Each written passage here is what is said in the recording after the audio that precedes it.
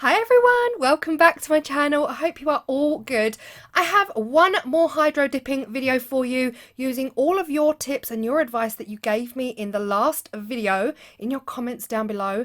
And then I'm going to move on. So let's go.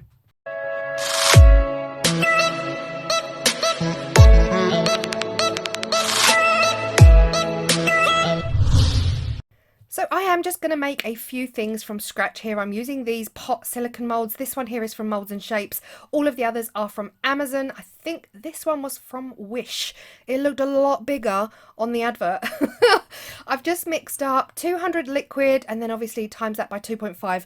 I didn't plan on filling every single one of these. I was just going to see how far this mixture would get me and then call it a day on making any more because again, I don't want to keep on making a ton of stuff for these videos.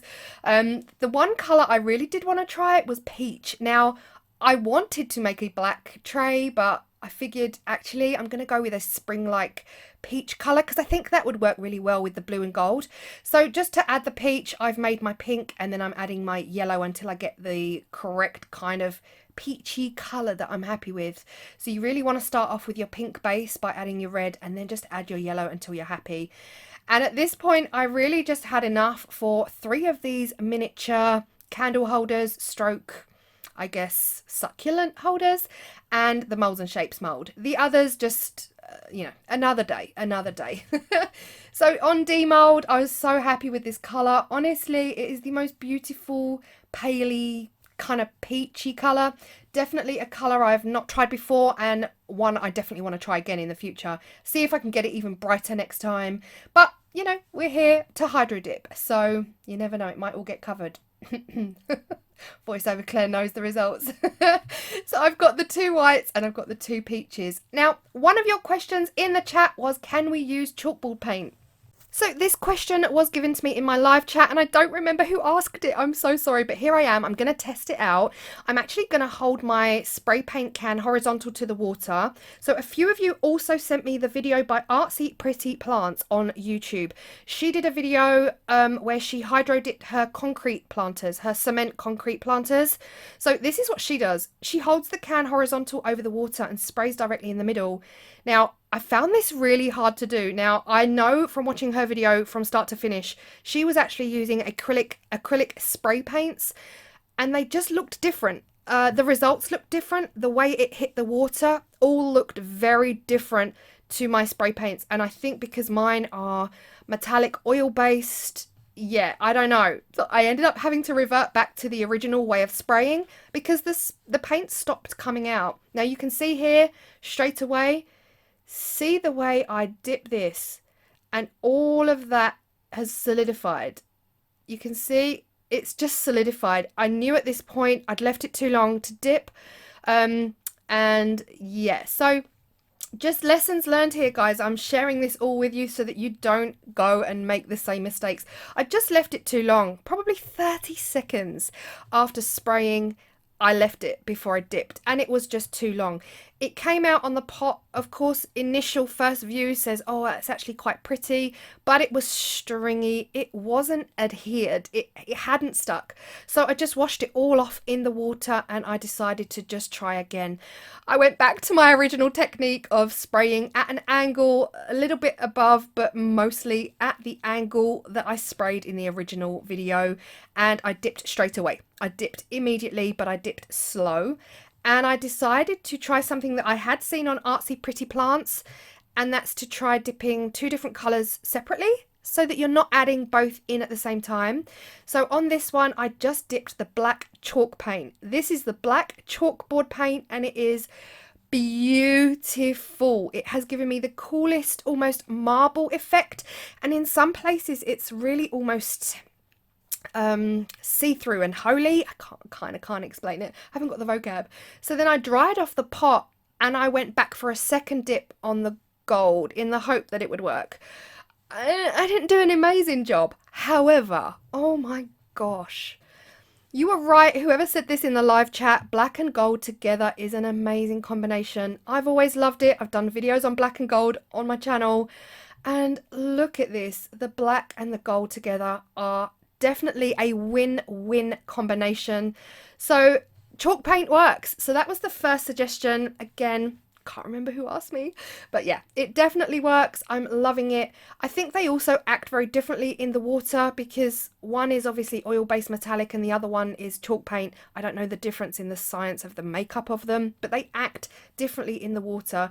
And yeah, once I knew it worked, I was quite happy. I went in with my second white pot. This was the pot I think originally I messed up on, so I gave it a really solid dry just to make sure I'm dipping it dry, and I am loving the black on this. It creates this webbed, is that what I'm looking for? Webbed effect. Loving it. Absolutely loving it. I did want to cover the back of the pot because the back didn't get any colour whatsoever.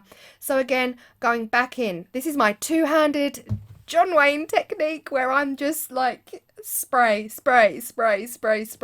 and again working fast, acting fast, getting that dipped before it's too late. You can see the difference. You can see the way the paint clings to the surface, whereas that first pot, I actually moved all of the paint. When I dipped the pot in, I was moving all of the paint because it had solidified on the surface. So loving this. Is like deep space meets marble effect. Absolutely up there with the blues and the golds as, yeah, my favourites. So I'm just going for it now. I do keep trying the vertical spray, but it just doesn't work like it did in Artsy Pretty Plants' video. It just does different things. It does different things. And I messed up this one royally. Here goes. Absolutely nothing. I thought that the gold and the peach would work so nicely together, and I left it too late to dip. Again, it just seemed like it had already gone stringy, and ugh. It was one big blob. One big hot gloopy gold mess. Absolutely hated it. Did not come out the way I wanted it to. So I tried to rub off as much as I could in the water, but it was just making it worse. I think the gold just acts differently. I don't know what it is. I don't know if my water is getting too cold, because of course this is warm water. If you watch the video, the last video, you'll know that it was warm water. It was a little bit windy this day as well, so I am sorry if the camera is wobbly. It's awful. Absolutely awful. I actually went away and I dried it off with some tissue because you can't dip them wet, otherwise they just won't pick up. I sprayed a whole heap of blue in there, and the blue has actually got this rippled effect because I sprayed in bursts. So it was like spray, wait, spray, wait, spray, etc. It created this lined ripple effect on the surface of the water, and I was so hoping that would come off on the pot and anything would be better than that gold. It was awful. And look at this. I love it. It's got the ripples. I don't know if it's coming across on camera, but they were there, and because there was gold underneath, it almost had like this secondary shimmer going on. Again, these are the things that are so hard to come across on camera. Now, someone else mentioned, I think it was Alison, who mentioned I could use a stick. So I'm using that technique as well. I'm going to try out your tips and tricks that you guys gave me. Using a stick after you've sprayed, just to create a pattern within the surface of the spray paint before dipping. I was worried about it. I thought the stick would actually pick up the paint, but it didn't. It actually moved it around really nicely and created this gorgeous effect. Do not ask me why at this point I am not wearing gloves. Wear gloves, Claire says. And then Claire doesn't wear gloves. My hands are destroyed. I don't quite know at what point the gloves came off, but here we are. This is beautiful. Beautiful. So thanks to Alison for suggesting to use a stick. That worked really well.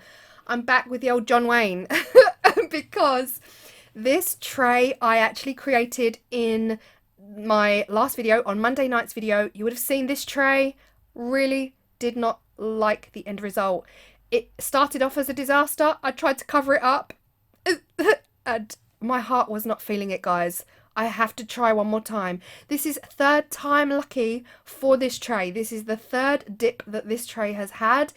And there's only one colour combo that's going to make my heart sing, and that is the blue and gold. And oh my goodness me. So happy. So happy. So happy I decided to give it a triple dip, because now this tray is beautiful. Another Van Gogh maybe. It's absolutely gorgeous. I love it. I absolutely love it. I cannot get over the blue and gold combo together.